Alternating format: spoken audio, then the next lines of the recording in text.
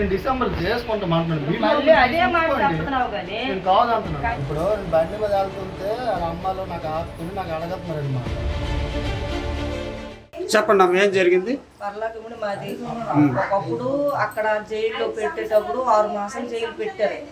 వాళ్ళ నాన్న పేరు వాన్ దండాసి, వాళ్ళ అమ్మ పేరు వాన్ సీత. వాళ్ళు ఒప్పుకోకపోవడం వల్ల చాలా గొడవలు పడి అతనికి ఒక 6 నెలలు జైలు శిక్ష చేశారు.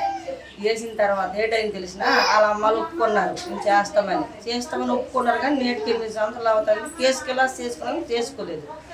కానీ కాసిన కూతురు కదా, తట్టుకోలేక వాళ్ళ ఇంటికి వెళ్ళి అడిగితే 2-3 సార్లు వెళ్ళి అడిగితే వాళ్ళు సమాధానం చెప్పలేదు. మీరు మా ఇంటికి వచ్చి అడగడం మీకు అధికారం లేదు, మీరు వెళ్ళిపోయండి, ఇక్కడ నుంచి మళ్ళీ మాట్లాడి నేను అన్నం తవడించుకుని వచ్చాను. రాది పడ్డాను, వాళ్ళకి దండం ముక్కుతాను. అన్నయ్య వరుసకు అన్నయ్య అవుతాడులే నాకు. అయితే అన్నయ్య నీ కాలుకి దండం మొక్కుతాను, నా ముఖం నుంచి చూడవా, నేను నీ ముఖం చూసి నన్ను నీకు విడుదల చేయించాను. నీ కొడుక్కి నీకు బయట ఓపెనింగ్ మీద నీకు అందరిలో తిరిగి నాకు చేశాను, నేను తలెత్తుకుని నాకు చేశాను. నా పిల్ల పొరపాటు అయిపోయింది, నా కోసమే నేను ఆలోచించాను చెప్పాను నీకు.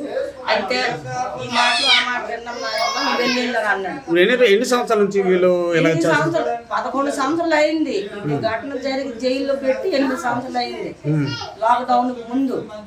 అయితే అక్కడితో ఆగాడా అలాగా వారంకు 15 రోజులకు 2 నెలలకు 3 నెలలకు. అంటే పెళ్లి చేసుకోకుండా వచ్చి దొంగతనంగా వచ్చి కలిసి వెళ్తున్నాడా? మనకు తెలియకపోయింది, కొన్ని తెలిసిన తర్వాత ఇది ఇలా జరిగింది.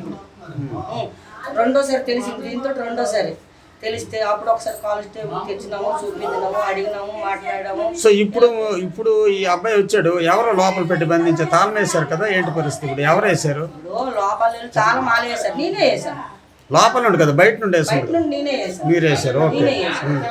బయట నుండి నేనే వేసాను. ఎందుకట? ఎందుకు వేశారట? అది చేసిన పక్కకు నాకు నచ్చక అది చేసింది ఇంతంత. నేటికి 8 సంవత్సరాలు అయింది. వచ్చడము, రావడము, దొంగతనం పోవడము, నమ్మకం చూపులు పారిపోవడము ఇలా జరిగినాయి. 3 కథలు జరిగినాయి. తప్పించుకుంటాడని చెప్పి తాళం వేశారు. అంతే, తప్పించుకుంటాడని తాళం వేసాను. సో ఇప్పుడు ఏమంటున్నాడు అబ్బాయి? చేసుకుంటాను అంటున్నాడా? ఎప్పుడు చేసుకుంటాడు? ఇప్పుడే చేసుకుని అంటున్నాడు, 6వ నెల చేసుకుంటాను అంటున్నాడు.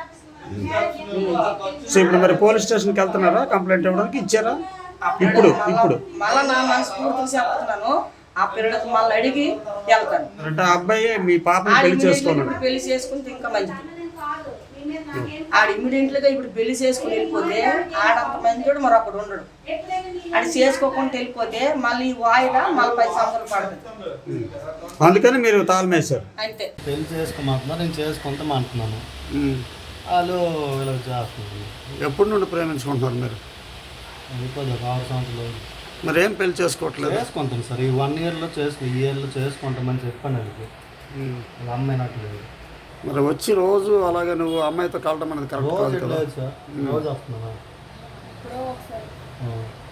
రోజు రావట్లేదు. వచ్చుకుని మాట్లాడి వెళ్ళిపోడు మనతో. మరి 6 సంవత్సరాలు అవుతుంది. మరి అమ్మాయి పేరెంట్స్ బయట తలెత్తుకొని తిరగలరా మీరు ఎలాగ చేయడం వలన? కేసులు ఇవన్నీ నడుస్తున్నాయి. అందుకే నేను చేసుకుంటామని చెప్పట్లేదు. ఇంకా వినట్లేదు అమ్మ. మీదే ఊరు? పర్లేదు. ఏంటమ్మా నువ్వేమంటావు?